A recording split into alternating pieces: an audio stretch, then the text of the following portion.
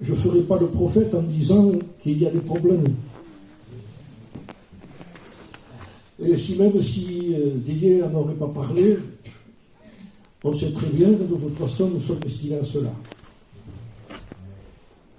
Et qu'on ne peut pas éviter ce que Dieu a prévu quand on est enfant de Dieu.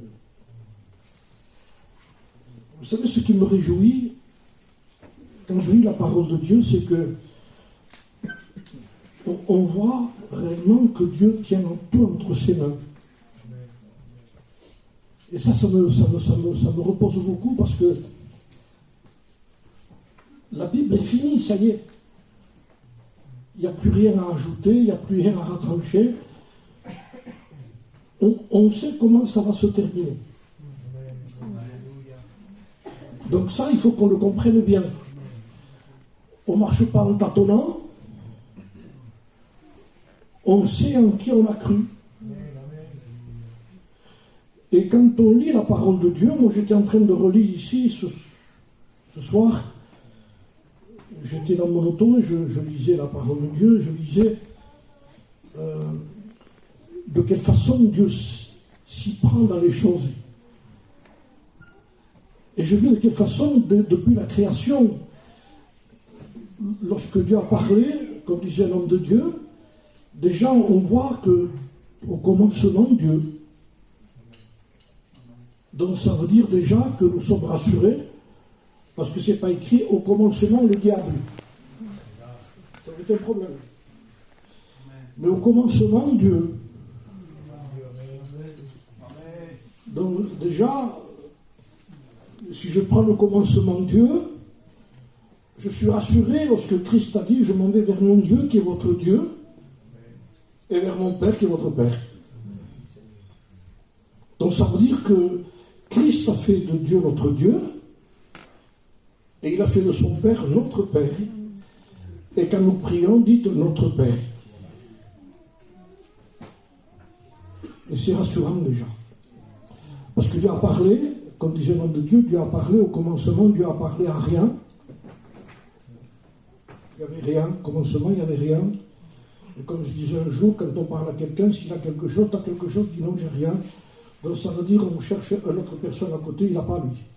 Et toi, tu as quelque chose, toi, et on cherche quelqu'un qui a quelque chose. C'est normal ça. Parce qu'on cherche quelqu'un qui a quelque chose. Mais Dieu, quand il a vu qu'il n'y avait rien, il a dit c'est suffisant pour moi. Parce que rien n'est quelque chose pour Dieu. C'est beau, hein? Nous, rien, c'est rien. Mais ça veut dire qu'avec rien, Dieu a créé.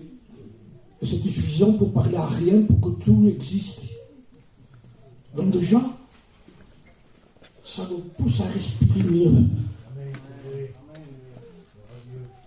Parce qu'on n'est que des humains aussi, hein. On ne va pas se monter la tête. C'est ici le temple de l'Éternel, le temple de l'Éternel, le temple. On veut se persuader que Dieu était là, il n'était plus. Donc nous, on sait où est Dieu. Il est dans sa parole surtout, en priorité. Et on sait que Dieu est capable de parler là où il n'y a rien. Et la preuve, parce que quand nous avons pu nous convertir, c'est parce que nous avons réalisé que nous n'étions rien. Et c'est à partir de là que Dieu a pu créer quelque chose. Toutes les conversions véritables, je dis véritables parce qu'il faut dire les choses comme elles sont. Malheureusement, il y a du semblant et du véritable. Mais dans tout ce qui est véritable, Dieu a créé. Dans des gens qui n'avaient aucune capacité, Dieu a choisi. Paul disait Dieu a choisi. Des choses qui n'étaient pas, celles qui n'étaient rien, celles qui n'étaient pas connues, celles qui n'avaient aucune possibilité. Dieu a choisi. Dieu a choisi. Le choix de Dieu, c'est un choix incroyable. Mais Dieu a choisi, il nous a choisi. Et il ne nous a pas choisi pour nous laisser à moitié de chemin. Quand on lit, je lisais l'Exode, le livre de l'Exode, de la façon que Dieu s'y est pris pour parler à Moïse, de quelle façon Dieu s'est adressé à Moïse. Il aurait pu prendre un cèdre du Liban, il a pris un buisson en haut d'une montagne où il y avait à l'intérieur des serpents, des scorpions, quoi. Et Dieu a manifesté toute sa gloire dans un buisson. Est-ce que vous imaginez que dans ce buisson, il y avait un Moïse qui se prosternait devant ce buisson. Et ce buisson, c'était nous. Le buisson, ce que Dieu a choisi, c'était nous. Aucune valeur. En haut d'une montagne, ça valait rien du tout. Tout sec, rien du tout. Et Dieu a manifesté sa gloire à l'intérieur. À l'intérieur de ce buisson, il y avait la parole de Dieu. Il y avait le feu de Dieu. Et il y avait les promesses de Dieu. Je suis le Dieu d'Abraham. Donc ça veut dire que je suis le Dieu des promesses. Je suis le Dieu qui a parlé. Et que quand sa parole, elle dit quelque chose, c'est immuable.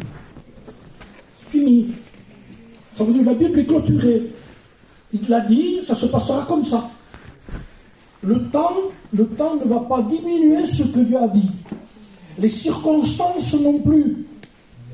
Donc je voudrais rappeler à ma vie, parce que moi j'en ai besoin, et quand je lis, c'est parce que moi j'ai besoin que Dieu me parle à moi, et quand je sens que Dieu parle dans mon cœur pour m'aider dans ma faiblesse, je voudrais aider mes frères aussi.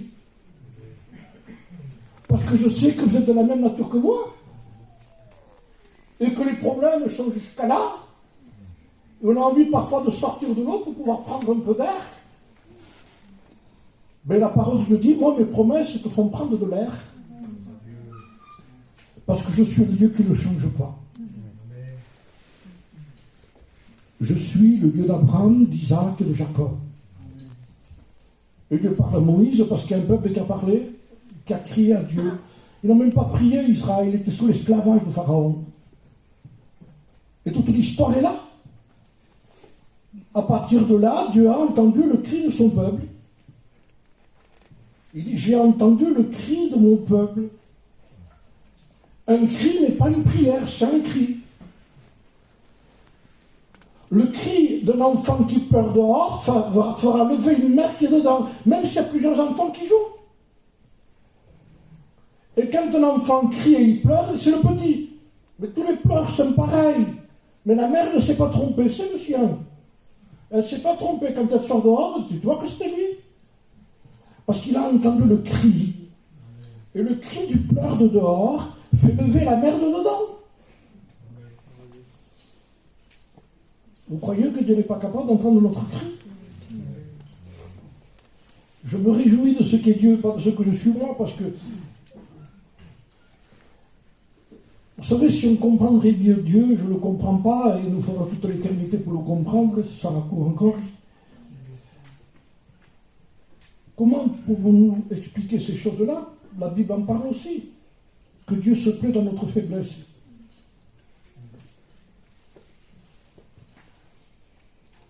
Et les hommes ont découvert ça. En particulier Paul qui a pu le souligner. Et on voit de quelle façon Dieu a agi par le cri d'un peuple. Ils sont presque 3 millions qui ont quitté le désert, qui ont quitté l'Égypte. Et ce que j'ai remarqué, c'est que Dieu, pour en arriver à un texte que je vais vous lire ici, mais je vous explique un peu là, ce qu'il y avait avant, vous le savez déjà, c'est que par rapport quand ils ont crié, Dieu a entendu le cri. Et je suis descendu, dit Dieu, pour le faire monter. Il a fallu qu'il descende pour qu'on monte. Dans un pays sec, aride, plein de serpents, non, dans un pays où coule le lait et le miel. Le pays où coule le lait et le miel n'est pas un endroit. C'est une personne. C'est le Christ. C'est lui. Dieu a tant aimé qu'il a donné. Je crois que c'est suffisant quand on cite Jean 3,16, c'est suffisant déjà. On est son Fils unique afin que quiconque croit ne périsse pas, mais qu'il ait la vie éternelle. Il l'a dit, c'est comme ça. Quelle puissance la parole de Dieu. Quand je lis tout ça, je dis Seigneur, tout cela, c'est tout contrôlé par Dieu, minutieusement contrôlé, au millimètre près. Il est perfectionniste, Dieu, parce qu'il est parfait. Tout ce qu'il fait est parfait. Alors nous, ça nous coûte à rentrer là-dedans. Moi, pareil que vous. Comment rentrer dans les choses de Dieu, nous? Vous savez, je vous parle avec mon cœur. De toute façon, on ne peut pas parler. Aujourd'hui, on a plus besoin de parler avec le cœur que de parler avec des grands textes. On a besoin d'être avec des frères. On sait de quoi on vit, comment on vit, et ce que nous vivons aussi. C'est que quand il m'arrive d'être seul avec Dieu le matin, et que je pense à Dieu, je sais mais qui je suis pour parler avec toi, non? Comment pouvons-nous imaginer, penser un seul moment, le Créateur de tout, qui peut écouter, qui peut nous écouter parler? Alors moi, ça me dépasse. Et quand je réalise ces choses-là, ça me suffit, parfois pour pleurer. Je dis, Seigneur, qui je suis? Il tient tout entre ses mains, il contrôle tout. Il y a le grand Pharaon, qui est une grande personnalité, et Dieu avait déjà dit, je t'ai suscité à dessein, tu es dans mes plans, dit Pharaon. Et l'autre croyait que c'était lui le patron de tout. Moi, quand je lis ça, je dis, Seigneur, incroyable. Pharaon qui dit, moi, le peuple, je ne le lâcherai pas. Vous voyez, ça a été comme ça. Mais une priorité aussi que je voulais vous dire, je l'ai souligné ici, j'ai relu exprès, parce que avant de lâcher le peuple, il a fallu d'abord que Dieu emploie un homme qui s'appelait Moïse, et donc il lui a dit, j'ai entendu la prière du peuple. Et j'en reviens au commencement. Et lorsqu'il a parlé, moi j'ai toujours dit, à partir de ce moment-là, il a fallu qu'il aille trouver Pharaon. C'était comme ça. Et je l'ai relu encore pour être sûr de ce que je vous dis. Il n'a pas été trouvé Pharaon. Il a fallu qu'il aille trouver le peuple d'abord. C'est-à-dire que les miracles en priorité étaient pour être sûr que Dieu avait parlé et que Dieu avait entendu la prière d'Israël. Moi, je croyais que d'abord c'était pour Pharaon. Il dit non, et vous le comprenez pourquoi. Parce que ça se passe encore aujourd'hui, ce que je vous dis ici. C'est que quand il est allé le trouver, il a dit voilà, le Dieu de vos pères m'est apparu. En plus, il se disait qui tu es, je suis. C'était compliqué. C'était compliqué, ce nom est compliqué de Dieu. Je suis, ça veut dire aujourd'hui. Mais si je dis hier, tu étais. Non, je suis. Non, ça cadre pas. Et demain, je serai. Non, je suis. Ça veut dire que lui est hors du temps. Il est. C'est nous qui sommes dans un temps. Dieu nous a donné un temps à nous. C'est écrit de toute façon. Je lui ai donné du temps. Le temps, c'est Dieu qui nous le prête à nous. Et pourquoi Dieu nous prête du temps? Afin que nous puissions nous repentir. Notre temps n'est pas pour manger, boire et dormir, pour bâtir, pour acheter des maisons. C'est pour que nous ayons conscience qu'il y a un Dieu qui nous laisse du temps pour que nous puissions vivre dans un état de repentance. Se repentir pour pouvoir se convertir, parce que sans repentance, on ne peut pas se convertir. Et si on ne se convertit pas, on ne verra pas la croix, parce que la conversion, c'est faire un demi-tour. Après la repentance, il y a la conversion. Pas un tour complet, parce que tu vas te retrouver dans le même endroit. Un demi-tour, c'est suffisant. Et quand le Seigneur voit que quelqu'un se repent, je parle de repentance encore ce soir, Dieu nous dit maintenant, puisque tu t'es repenti de ce que tu es, tourne-toi. Et c'est rare qu'il n'y ait pas une croix quand je me tourne. Il dit voilà. Voilà la solution. Tu t'es repenti. Tu te convertis. Je te révèle Jésus-Christ. Et ça, c'est Dieu. Et ce Dieu a voulu prendre tout entre ses mains et montrer d'abord au peuple, regardez qui est apparu. Et il montre tous les miracles. Je l'ai relu. Il dit, mets ta main dans ton sein, c'est de la lèpre, remets-la, il n'y a plus de lèpre. Ça veut dire tout simplement, d'abord, il dit, je vais changer ton cœur. Ton cœur de lépreux, je vais le purifier. Ça y est. Dieu fait tout à merveille. Ensuite, il montre le bâton qui devient serpent, et tout ce qu'il y a, et l'eau qui change en sang. Pourquoi je vous dis ça? Parce que il voulait être sûr, avant de vouloir aller trouver Pharaon, est-ce que vous êtes sûr de vouloir sortir d'Égypte? Parce qu'il y en a qui ne veulent pas sortir d'Égypte. Ils veulent un Dieu en Égypte aussi. C'est-à-dire, est-ce que vous êtes sûr que vous voulez sortir du péché? Parce que pour moi, Pharaon, ce n'est pas un problème. Le problème, c'est vous, il dit. Si vous êtes sûr que vous acceptez de sortir d'Égypte, et quand le peuple a vu les miracles, oui, on veut sortir d'Égypte, pas de problème alors. Maintenant que vous voulez sortir d'Égypte, moi je vais trouver Pharaon, c'est pas un problème. Je ne vais pas lui demander s'il te plaît. Pharaon, il dit, Israël est mon premier-né, tu le laisses partir. Tu es d'accord, tu n'es pas d'accord, c'est pas un problème. C'était pas savoir s'il était d'accord. Il fallait que le peuple soit d'accord, parce que le problème du diable, c'est secondaire. Alors c'est pas le problème du diable que nous avons, c'est le problème de nous-mêmes. Est-ce que nous on veut?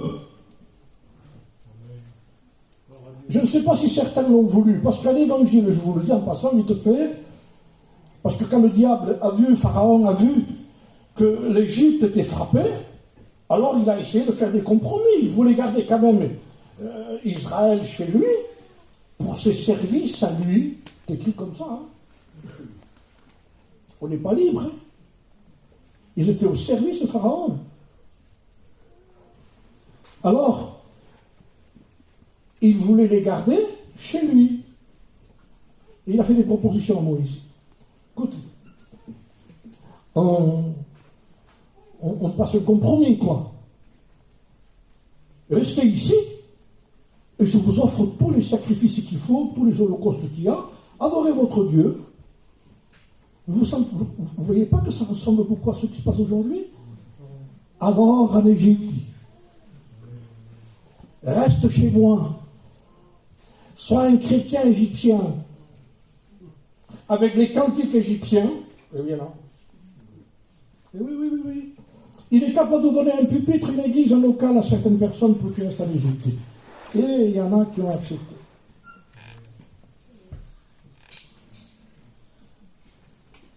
Parce que Dieu, ce qu'il offre lui après la conversion, c'est le désert. Pas trop intéressant. C'est pas trop intéressant. De toute façon, je vais vous dire une chose. Comme disait un homme de Dieu, il n'y a pas de Canaan sans désert. On ne passe pas de l'Égypte à Canaan. De l'Égypte, on rentre au désert. Ce qui n'est pas trop plaisant en réalité. Je le comprends. Je disais un jour dans le désert, vous allez voir qu'il va se passer quelque chose. Quand nous sommes arrivés au désert, je fais vite pour en arriver là. Après l'Égypte, Israël sort, nous savons comment ça s'est passé, le sang sur le linteau des portes, il y a toute l'image de ce qui s'est passé dans l'Ancien Testament. C'est l'ombre, comme dit l'Épître aux Hébreux, c'est l'ombre des choses qui devaient venir aussi. Vous imaginez déjà l'ombre, quelle puissance avait l'ombre. Je dis souvent, là j'ai ma main, mais j'ai mon ombre sur la Bible, là. Il y a mon ombre ici. Mais si je vois l'ombre, c'est parce que ma main n'était pas loin. Alors imaginez déjà que l'ombre a libéré déjà son ombre, tout ce qu'a fait l'ombre de celui qui devait venir. Qu'est-ce que la personne elle-même alors? Vous savez, parce que j'ai compris un mot en espagnol, que je ne sais pas si c'est en espagnol ou compris, mala sombra. Je me dis, pourquoi mala sombra? Ça veut dire, si l'ombre est mauvaise, on va contre la personne. Alors ça veut dire que si l'ombre est bonne, rendez-vous compte de la personne alors. Nous parlons de quelque chose qui nous appartient. Nous en parlons avec un langage compliqué, difficile. Vous ne voudrez pas compliquer les choses de Dieu, il était plus simple que Jésus-Christ que moi. Alors nous devons rentrer dans la simplicité à l'égard de l'Évangile pour pour capter les choses comme étant un enfant de Dieu. Vous savez, il n'y a pas plus instructif qu'un enfant quand il parle. Quand vous entendez deux enfants qui parlent de leur père ou de la voiture de leur père, vous avez remarqué quand ils parlent les enfants, mon père, c'est pas le cas parfois, hein, pas trop costaud, mais n'allez pas dire à ce petit que son père n'est pas costaud. Il ne veut rien savoir, lui. C'est son père, lui. Il a les yeux d'un fils qui voit son père. La voiture de mon père, la voiture n'est pas trop, vous voyez. Mais voilà, il ne veut rien savoir. Mais moi, c'est instructif. Parce que tout ce que dit le petit, c'est exagéré. Mais tout ce que je dis moi, je suis en dessous de ce qu'est mon Père, de ce qu'est notre Dieu. Frères et sœurs, je ne suis pas à la hauteur. Peut-être l'estrade me fait monter plus haut que vous. C'est pour ça que certains ont le vertige d'ailleurs. Parce qu'ils visent l'estrade. Alors, moi, je voudrais vous dire tout simplement ce qui est important, c'est de voir ce que fait la parole de Dieu. Vous savez pourquoi on souffre, frères et sœurs, aujourd'hui? Parce qu'on dit pas assez. Amen. On ne peut pas aimer quelqu'un qu'on ne connaît pas, frères et sœurs. Je vous le dis, j'en fais part avec vous. C'est normal qu'on n'aime pas assez Dieu parce qu'on ne le connaît pas assez. Comment le connaître? Avec 3 heures par semaine, ce n'est pas suffisant. Il dit, tu as une Bible. Lis-la. Vous savez que je parle souvent de ça, moi. Je parle de pratique parce que c'est la solution pour chacun de nous. On ne peut pas vous donner des miracles comme ça tout le temps. Après la multiplication des pains, il faut trouver une boulangerie. C'est tout. Hein? Donc je veux dire par là que tout est dans la parole de Dieu. Toutes les choses de Dieu, la grandeur de Dieu, la façon d'agir de Dieu, comment Dieu a préparé toutes ces choses pour libérer Israël, de quelle façon il l'a dirigé. Et ce mot, c'est le mot de ce soir pour moi, c'est le mot pour vous, je le crois. Nous arrivons au chapitre 13 du livre de l'Exode. Ils ont passé la mer. Il y a la parole de Dieu, ils ont tous été baptisés, ça nous ressemble beaucoup à nous, ça. Hein? Et de l'autre côté, le désert. Chapitre 13 et verset 17. Lorsque Pharaon laissa aller le peuple, Dieu ne le conduisit point par le chemin des Philistins, quoique le plus proche. Il y a des choses qui sont plus proches pour nous. À partir du moment où nous sommes chrétiens, on dit, ça c'est là, Seigneur. C'est là. C'est juste le moment, ça.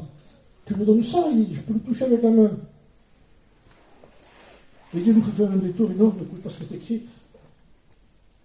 Car Dieu dit, le peuple pourrait se repentir en voyant la guerre et retourner en Égypte. Mais Dieu fit faire, et c'est le mot de ce soir.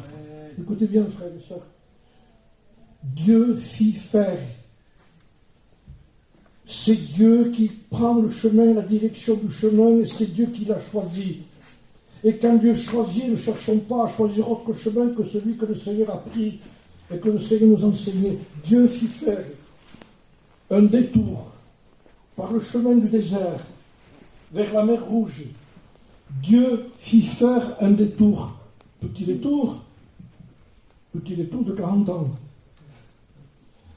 Parce que c'est là où on va apprécier, j'ai des textes sous les yeux, mais j'ai peur de regarder mes papiers, de peur de sortir parfois. Ce qui est le prioritaire de ce que le Saint-Esprit voudrait dire dans mon cœur. Si je reviens aux notes, c'est pour essayer de rappeler certains textes. C'est que là, on va apprécier quand on rentre dans cet endroit ce qu'en réalité, il semblerait qu'il n'a plus de valeur. Je disais, voilà.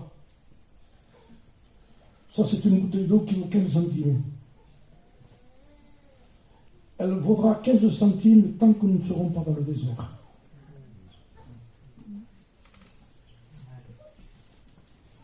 Et pourtant,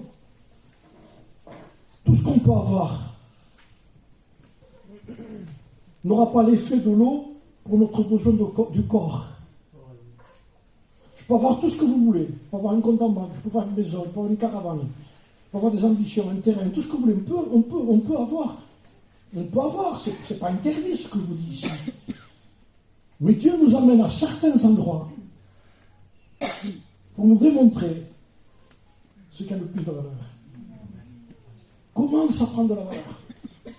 Je me suis une fois tout seul, et je me suis dit dans le désert, on arrive là, et voilà, il y a quelqu'un, une voiture, il vient acheter une auto. 60 000 € l'auto. Avec climatisation, intérieur pur, tout ce que vous voulez. Et moi, j'ai cette petite bouteille d'eau. Je rentre au désert avec lui, lui rentre avec son auto, avec sa clim, il allume sa voiture. J'ai plus chaud que lui, il a la clim. Et je lui montre la voiture, la bouteille, je t'ai changé. Ma bouteille d'eau contre ton auto. Ça va pas, non? Mais c'est logique. Un jour, 2 jours, 3 jours, la voiture n'est plus d'essence, la clim ne marche plus, l'intérieur cuir c'est pire, il faut qu'il sorte dehors. On se rend compte qu'il n'y a plus rien qui est rien. Et que tout ce qui était précieux n'a plus sa valeur. Pourquoi Dieu nous amène dans ces endroits alors? Pour nous démontrer qu'il y a des choses qui sont si simples.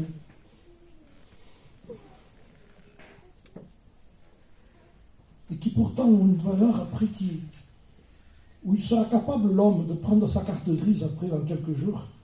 Surtout si je bois devant lui, moi. Et en buvant devant lui fait ça. La difficulté pour avaler la salive. Il a soif. Dans le désert, on apprécie, heureux ceux qui ont soif. Amen. Gloire à Dieu. Gloire à Dieu. Amen. On n'a pas trop soif quand tout va bien. On va aux réunions, on va aux retraites, on va au séminaire. Bientôt, si Israël se dégage, il y en a qui ont prendre sûrement aussi des rendez-vous là-bas. Alors, on a envie de tout. Je ne vous parle pas de ça, il dit. Dieu nous parle du lieu secret. Je vous promets que cet endroit, on ne le retrouve que quand on est dans le désert le plus souvent. Vous le savez que c'est ce que je vous dis. Ce n'est pas ce que vous dites un docteur. Je disais un jour dans une réunion, monsieur fait des examens, monsieur, il faut faire des examens, faire des bilans de sang, faire des scanners, des IRM, et quand on demande tout ça, on dit, monsieur, vous pensez que... Écoutez, d'abord, il faut faire des examens. Mais il ne fait pas faire pour rien, monsieur. Et quand il fait des examens, le jour où il y a le rendez-vous, voilà, donc, asseyez-vous. On essaie de s'encourager un peu, je sais comment ça marche aussi, parce que c'est la peur d'être humain, ça. Alors, on a un petit sourire, mais le docteur n'a pas de sourire, là. Parce qu'il a des résultats, lui. Et quand on voit le sérieux du docteur, on dit aïe, aïe, aïe. Mais oui, c'est comme ça. Voilà, monsieur, j'ai les résultats. Je ça va pas. Là, je vous promets que il y a une défaillance totale dans le corps. Et là, c'est un certain désert. Pourquoi je vous dis ça? Parce qu'à ce moment-là, il y a quelque chose qui va arriver. C'est qu'on, excusez-moi le mot, mais il y a comme un dopage qui arrive, on se dope un peu là. Docteur, moi je suis un croyant, et là où la médecine s'arrête, Dieu continue. C'est vrai, mais il n'est pas à ce niveau en réalité. Je parle d'un dopage presque là. Parce qu'on fait l'effort pour s'encourager, mais on est défaillant totalement. C'est normal, hein. Il y a une mauvaise nouvelle, il n'y a pas de problème. Et j'en viens à ça. Qu'à partir de ce moment-là, on témoigne déjà au docteur. Ça y est, on est au désert. À partir de ce moment-là aussi, si on doit rentrer quelques jours à la clinique ou à l'hôpital, on va dire à celui qui est à côté, tu me ramèneras ma Bible. Mais oui. On ne dit pas tu vas faire mettre à la télévision, parce qu'on n'a pas besoin de ça là, quoique certains le mettent quand même. Mais pour vous dire, amène-moi ma Bible. Alors, il y a la question qui se pose aussi, peut-être, de la part du mari ou du fils, où elle est. Mais elle est par là. Comment par là? Mais vous vous rendez compte? Est-ce que vous imaginez ce que je vous dis ce soir? On ne sait même pas, parfois, où nous avons mis notre Bible. Est-ce que vous n'avez pas envie que Dieu vous parle? Il ne faut pas dire Amen. Comment voulez-vous que Dieu nous parle sans la parole de Dieu?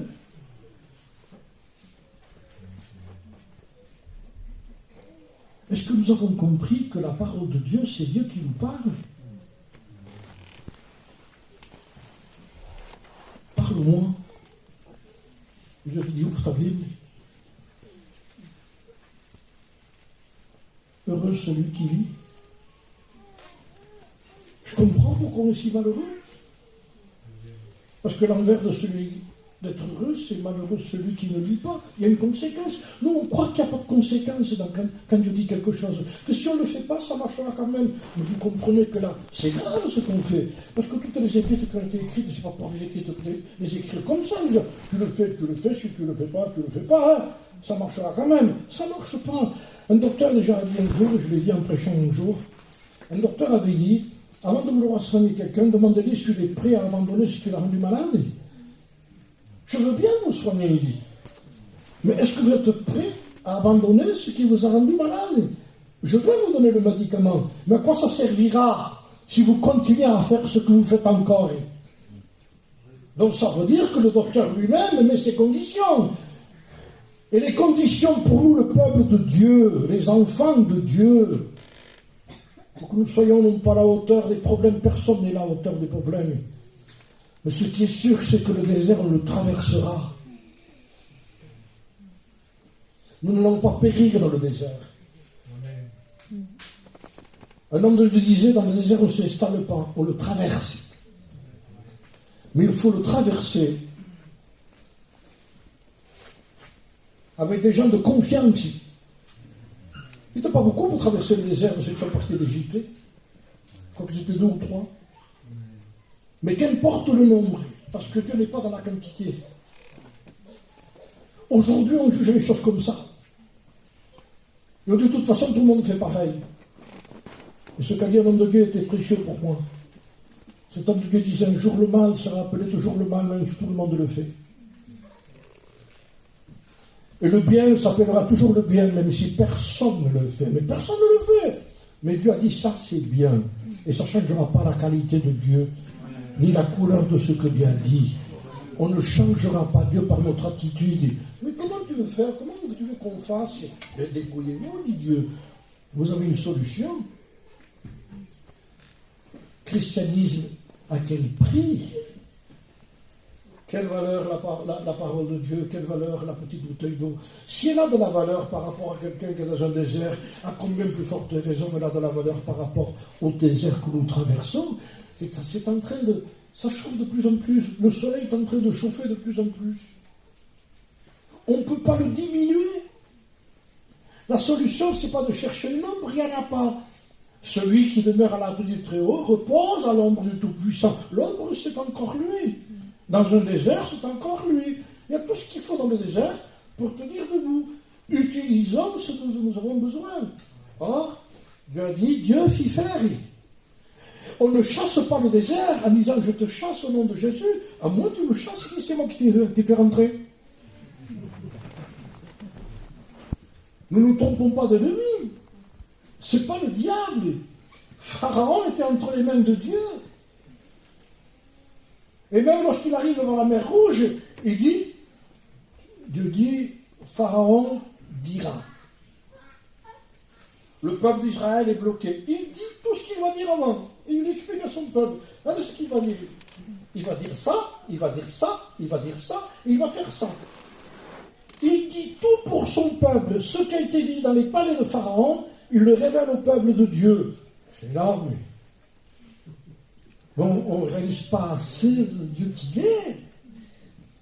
Comment il contrôle tout, il tient tout entre ses mains. Je vais vous citer quelques textes qui semblent un peu bizarres, mais écoutez bien. Je le retrouve, je vous lis avec tous les papiers que j'ai, je ne sais pas si je le retrouve tout ça. Je crois qu'il est là. Dans Jean chapitre 11 verset 15, souvenez-vous, lorsque les sœurs de Marthe et Marie ont fait appel à Jésus pour leur frère qui était malade. Il se retarde. Il est en retard, semblerait. Et Jésus va dire à ses disciples, à cause de vous, afin que vous croyiez, je me réjouis de ce que je n'étais pas là. Bon, avons les deux cas. Il y a celui qui pleure parce qu'il n'était pas là, et celui qui se réjouit parce qu'il n'était pas là. Or, il vaut mieux que lui se réjouisse et que nous on pleure, que non pas que ce soit l'inverse. Si moi je me réjouis et lui il pleure parce que moi je me réjouis alors qu'il ne fallait pas se réjouir, là, c'est dans le souci. Mais quand c'est lui qui se réjouit, c'est parce que lui a un plan. Il sait. Votre Père sait. Nous, on ne sait pas. Je ne vais pas faire semblant de celui qui a la révélation, parce qu'aujourd'hui, il y a des charlatans. Je sens qu'ici, il y a quelqu'un qui passe par des problèmes, il a des problèmes dans son foyer, avec ce qui n'a pas de révélation, tout le monde a ça. C'est pas de révélation, ça. Donc, vous dites ce qui est écrit, ce que la Bible dit. Lui se réjouit de ce qui n'était pas là. Un autre exemple, je le prends. Jean 6, verset 6. Multiplication des pains. Comment allons-nous nourrir ces gens qui étaient là? Il dit. Tant de monde. Et le texte dit, il disait cela pour l'éprouver, car il savait ce qu'il allait faire, lui. Presque à poser la question pour démontrer, essaie de calculer, toi. Comment on fait? Comment on va nourrir? Il laisse faire. Alors, un va chercher dans la trésorerie qu'ils ont les deniers qu'ils ont. 300 deniers, semblerait. 300 deniers ne suffiraient pas pour nourrir autant de monde. En un mot, comme disait un homme de Dieu, il s'est fouillé dans ses capacités pour trouver les moyens d'arranger le problème. Ça ne suffit pas, dit Jésus. Nous ne nous fouillons plus en cherchant des solutions dans les poches. Si on disait ça peut-être, si on ferait comme ça peut-être, et si on agirait de cette façon peut-être, dans toutes les situations de notre vie. J'ai des situations de ma vie. Et quand j'ai des problèmes, je raisonne. Peut-être si je dis ça avec ça, peut-être ça s'arrangerait comme ça. Je cherche des solutions. Dans des problèmes chez moi. Peut-être si je dis ça à mon fils, je dis ça à ma belle-fille, des problèmes aussi comme ça. Mais j'ai peut-être comme ça que... Arrête de te fouiller. Ça passe. On peut pas. Je ne sais pas par quel problème on passe, nous, ici. Peut-être que tu ne les passes pas, mais peut-être que tu vas les passer. C'est préventif, déjà, peut-être aussi. Alors, déjà, pense déjà que n'essaye pas de chercher dans tes moyens. Il dit, ça ne suffira pas.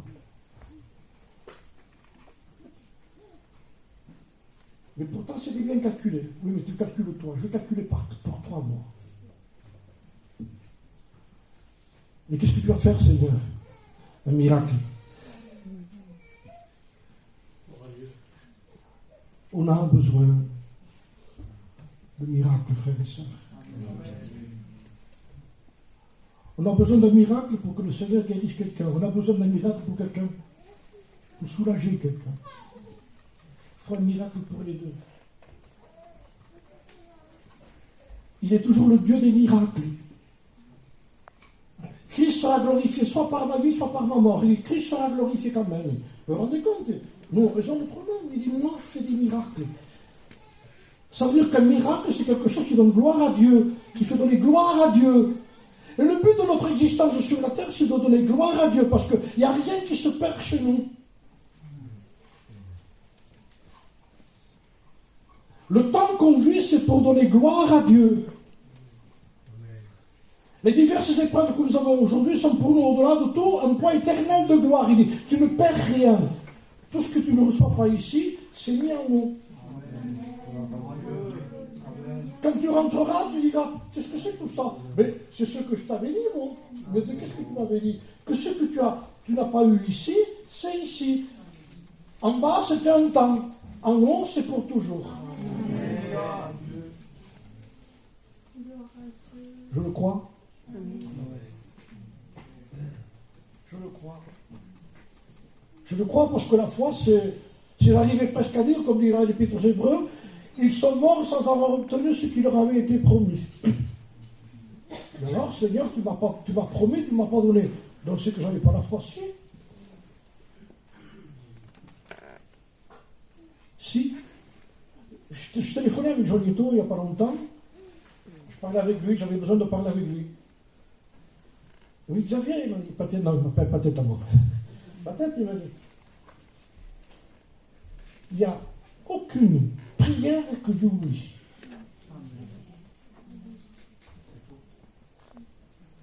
Aucune petite prière qu'on pourrait faire n'est oubliée par Dieu.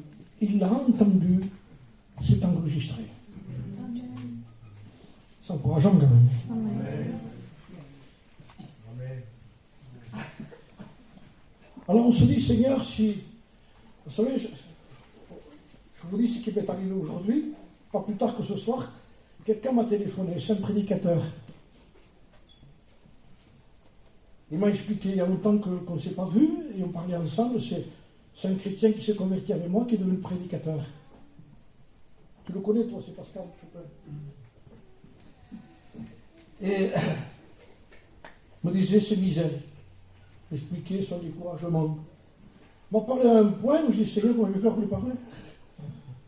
Négatif dans tous les côtés, je ne vous dis pas. Sur ça. Il est pasteur sur l'église aussi, sur la façon de prêcher. Il n'entend pas des amens quand il prêche, lui. À quel point il se sentait découragé. Alors, j'ai essayé de l'encourager par rapport à ce qu'est Dieu lui-même. Le plus grand encouragement pour nous, je vous le dis ce soir, c'est ce que Dieu est. Amen. Amen. Encourageons-nous en disant nous avons un grand Dieu. Amen. Il est grand dans son amour comme il est grand dans sa sainteté, dans tout ce qu'il est. Et ce Dieu qui nous a aimés nous a révélé le Christ pour nous faire connaître le Dieu que nous avons aujourd'hui. Il a tout fait. Il est au-delà de tout. Il a tout clôturé. La Bible est clôturée. C'est fini. Ferme le livre, c'est fini. Il n'y a rien à ajouter. C'est pour cela que vous avez des gens qui disent l'Esprit va dire que non. C'est fini ça. L'Esprit nous rappellera que la parole de Dieu.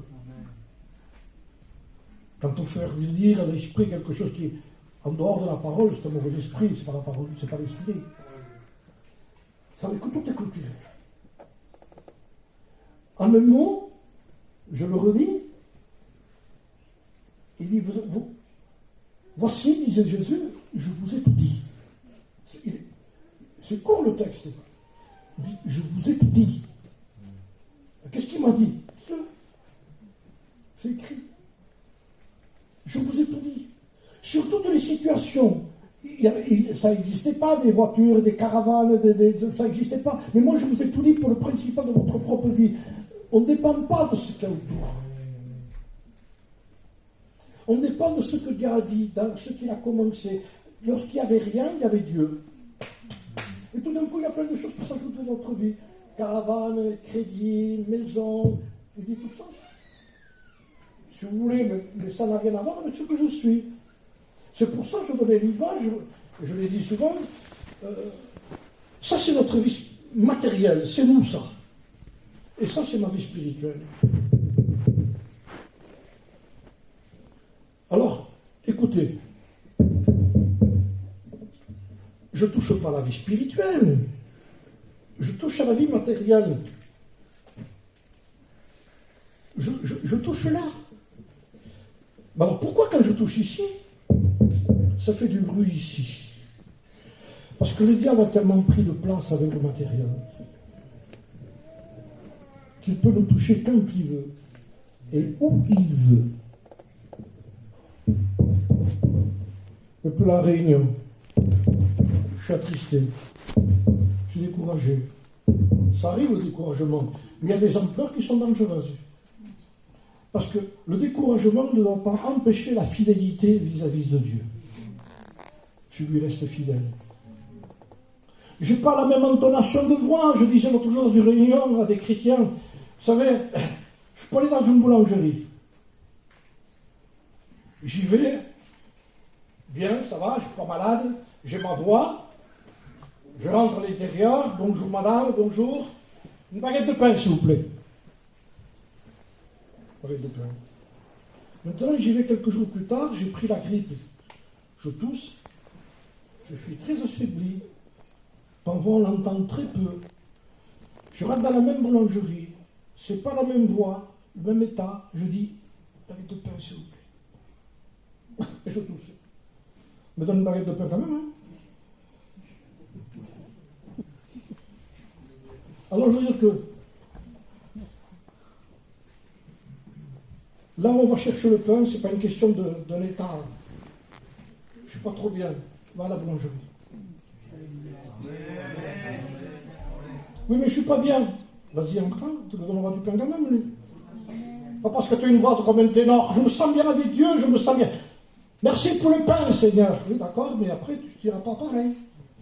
Alors, si tu te fies à toi, tu n'iras pas à la boulangerie parce que tu n'es pas trop bien. Vas-y. Le boulanger est toujours le même, lui. C'est pas une question de je me sens bien, je me sens mieux. On peut remarquer parfois qu'on n'ose même pas prier parce qu'on n'a pas la voix comme avant, peut-être parce que voilà, je suis honnête. Non, tu n'es pas honnête. Tu es lâche. Il faut y aller quand même. Il faut venir, ça veut dire que ce Dieu ne change pas, lui. Et que nous allons vers un Seigneur qui connaît toutes les situations de notre vie. Il sait pourquoi le désert. Parce que le désert nous est utile. Nous en avons besoin pour nous dépouiller, pour donner de la valeur au cercle de la valeur. La valeur de la Bible, c'est le désert. La valeur de la chambre, c'est encore le désert.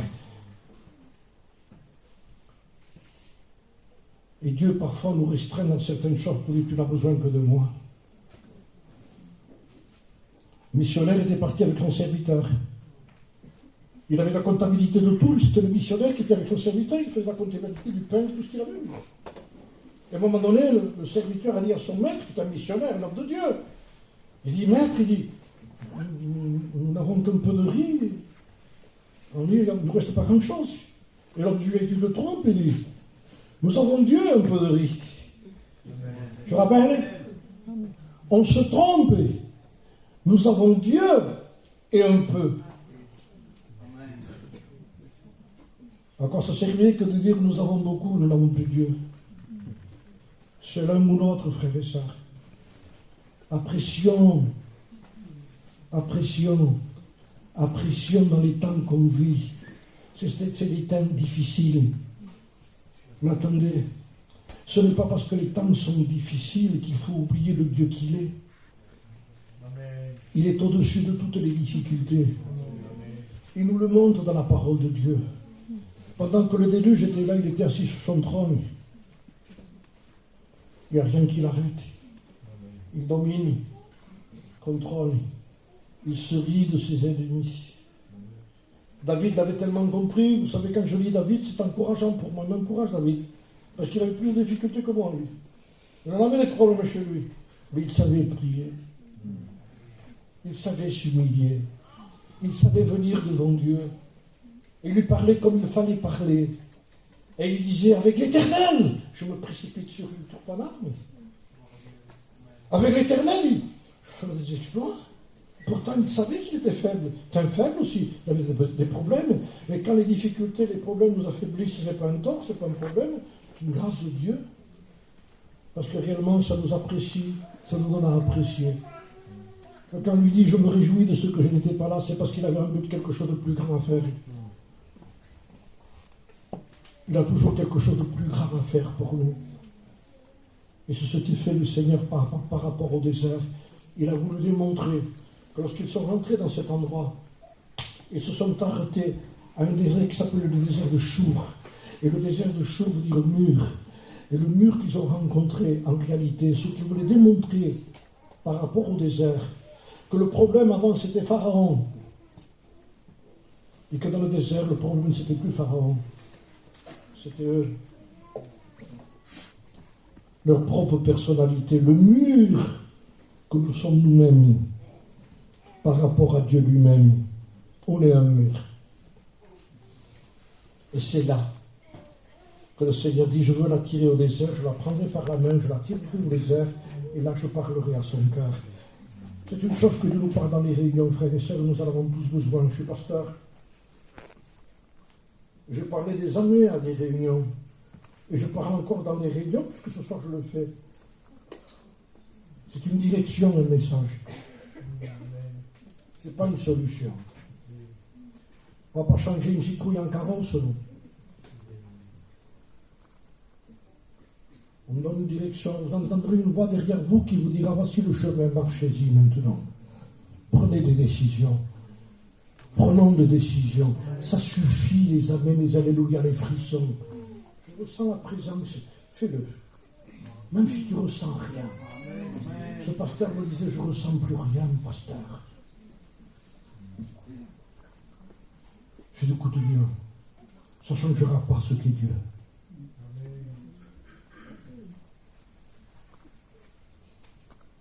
Ça ne changera jamais ce qu'est Dieu. J'ai écouté un des derniers messages de W. Wilkerson qui disait dans son message, quand tout échoue, quand rien ne réussit. C'est bizarre un message comme ça.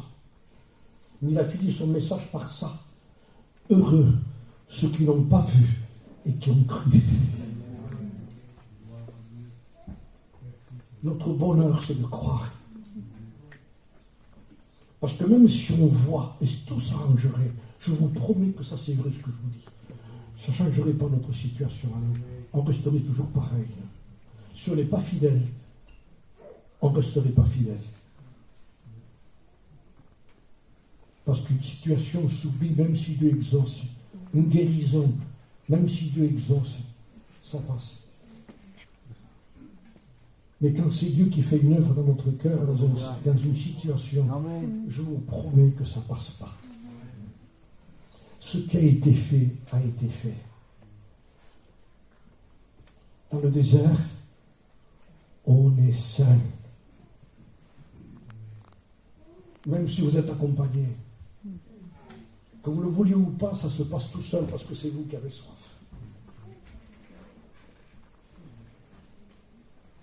Je suis arrivé dans un endroit, ça s'appelait les eaux de Mara. Je vais retrouver le texte ici parce que j'ai pris une note sur ça. Écoutez bien.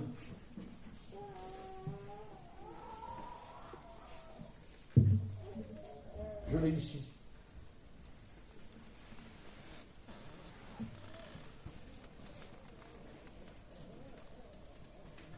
Lorsqu'ils sont arrivés à cet endroit, ils sont mis à genoux pour boire. Ils ont pris l'eau, et quand ils l'ont mis à la bouche, ils ont dû la cracher. Elle était amère. Elle n'était pas buvable. Il y a un texte qui revient à ça. Comme dans l'eau, le visage répond au visage. Dans l'eau, on se voit. Ainsi en est-il du cœur de l'homme, il dit. Qu'est-ce que ça veut dire? Quand j'ai vu l'image qu'ils ont pris l'eau et qu'ils l'ont bu, et qu'ils l'ont craché, ce que tu viens de boire ici qui est ta mère, c'est toi-même.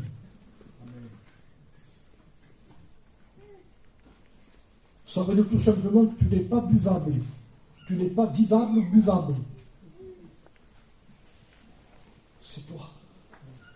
Dans le désert, Dieu nous montre, c'est toi. C'est le diable. Non, le diable a peu de pouvoir sur toi. Dans le diable ne peut pas t'imposer comme quand tu étais en Égypte. En Égypte, il t'imposait. Tu étais obligé de faire ce qu'il voulait lui, parce que tu étais esclave. Alors il n'existe plus, s'il existe. Mais il n'a plus la possibilité de t'imposer. Il ne peut que te proposer. Maintenant, tu peux dire non, j'en veux pas. J'en veux plus. Ce que tu m'as donné m'a fait toujours souffrir. Tu m'as donné du mensonge. Tu m'as donné de l'orgueil. M'a fait du mal dans ma vie. De l'égoïsme. Tout ça, ça vient de lui. J'en veux plus. Terminé, fini. Maintenant, l'homme ne vit pas de pain seulement dans le désert. Je t'ai conduit dans le désert de Deutéronome pour connaître quelles étaient les dispositions de ton cœur. C'est moi qui t'ai donné ici pour savoir si tu m'aimais ou tu ne m'aimais pas. Là, on peut savoir ou quoi? C'est là que tu le sauras, il dit. Parce que là, il n'y a rien qui est dans l'intérêt de ta chair, de ta personnalité, de ce que tu es. Il n'y a qu'une seule chose qui compte, c'est l'eau. Est-ce que Dieu est capable de me donner l'eau? Si. Il y a un rocher ici. Frappe-le. Image du Christ, frappé. Il en sort de l'eau. Après l'avoir frappé, il est sorti de l'eau. Après, il dit, parle-lui. Ne le frappe plus. Une fois que Christ a été frappé pour nous, on ne frappe plus Jésus. On parle avec Jésus. C'est pour cela que Moïse a eu des problèmes parce qu'il a frappé à nous. On ne frappe plus Jésus, c'est fini. C'est celui qui est pour nous, Jésus. Il cherche notre intérêt à nous, Jésus. Il n'a aucun intérêt pour lui, Jésus. Seigneur, dans le désert, qu'est-ce qu'on apprend? Tout simplement ce que le Christ nous a dit. Il est rentré dans le désert, lui. Vous avez remarqué que l'Église rentre dans le désert. Jésus est rentré dans le désert. Israël est rentré dans le désert. Et je finis avec ça. Lorsqu'il est rentré dans le désert, Satan est venu le trouver dans le désert. Il sait qui il est. Et Jésus sait aussi qui il est lui-même. Et à ce moment-là, il eut faim. Et quand Satan vient le trouver, il dit, à ce moment-là, il dit, si tu es le Fils de Dieu, ordonne que cette pierre devienne du pain. Ça veut dire, c'est énorme ce qu'il fait ici. Il est en train de le tenter en sachant qu'il est le Fils de Dieu, il est 40 jours dans le jeûne. Vous voyez qu'il peut venir nous trouver quand même à nous aussi, hein? À ce moment-là, c'est là qu'il vient. Comment voulez-vous qu'on s'en sorte? Déjà, Jésus avait 40 jours de jeûne. Il était le Fils de Dieu, il vient quand même. Comment voulez-vous l'empêcher de venir? Alors, comment répondre? Écoutez la réponse de Jésus. C'est notre réponse à nous, parce que c'est lui qui a répondu pour nous. Parce que c'est la tête qui est rentrée dans le désert. Il est rentré avec son corps. Hein? Si la tête a gagné dans le désert, le corps a gagné aussi. On est vainqueur. Alors, lui dit, si tu es le Fils de Dieu, ça veut dire quoi ça? Écoutez, c'est fin ça du diable. Ça veut dire, tu vois, ton titre que tu as dépend de la situation que tu as. Et qui n'a pas entendu ça si tu es Fils de Dieu? Pourquoi ça? Pourquoi ça ne change pas ça? Vous n'avez pas entendu ça? Mais bien sûr qu'on l'a entendu. Ça va changer si tu es Fils de Dieu. C'est-à-dire qu'il met, lui, ce qu'il veut, c'est mettre en doute notre titre de Fils de Dieu par une situation qui doit changer. Ça ne pèse pas lourd. Hein? Le sacrifice ne pèse pas lourd après alors. Hein? Il faut voir le prix que Christ a payé pour que nous soyons appelés fils de Dieu. Et lui, il le met au compte d'une pierre qui devient du pain. Mais ça peut se mélanger partout chez nous, ça. Ça veut dire tout simplement, si la situation ne change pas, tu n'es pas fils de Dieu. Et là, ça commence. Parce que non seulement ça ne change pas, on est attristé à mort. On se dit, c'est vrai, Seigneur, tu m'as laissé tomber. Alors Jésus répond pour nous. Laissons-le répondre alors. Ça voulait dire tout simplement, l'homme ne vit pas de pain seulement, mais de toute parole qui sort de la bouche de Dieu. Mais ça voulait dire quelque chose de beaucoup plus profond encore aussi. Ça voulait dire tout simplement de cette façon, Satan, écoute bien, que ça devienne un pain, ou que ça reste une pierre. Je suis ce que je suis parce que je suis ce que je suis. Je suis fils de Dieu. Et ça ne dépend pas de moi, ça. Je suis ce que je suis parce que Dieu m'a donné à être fils de Dieu. Et ça ne changera pas mon titre. Ça devient du pain, gloire à Dieu, ça reste une pierre, gloire à Dieu, je suis fils de Dieu. Ce n'est pas la situation qui changera notre position, frères et sœurs. Je répète avant de finir, restons tranquilles. Ce n'est pas la situation qui va changer ce que nous sommes. Il a fait de nous ses fils et ses filles. Amen. On prie le Seigneur. On est heureux, Seigneur. Je sais qu'il y a beaucoup de situations qui n'ont pas changé chez moi, Seigneur. Mais je veux me fortifier dans la grâce de ce que tu as fait de nous. Et Seigneur, le diable voudrait me faire changer mon titre que tu t'es acquis toi-même à la croix, dans toutes les souffrances. Seigneur, où tu as fait de moi ton fils. Nous sommes fils et filles de Dieu par la grâce du Christ. Seigneur, de toute façon, Seigneur, toi tu connais ce qui est le meilleur pour nous. Notre Père sait. Je veux me réfugier dans ce nom. Votre Père sait. Seigneur, je ne sais pas ce qui va arriver, je ne sais pas comment ça va se passer. Comme disait cet homme de Dieu, ne craignez pas les lendemains, Dieu y est déjà. Amen.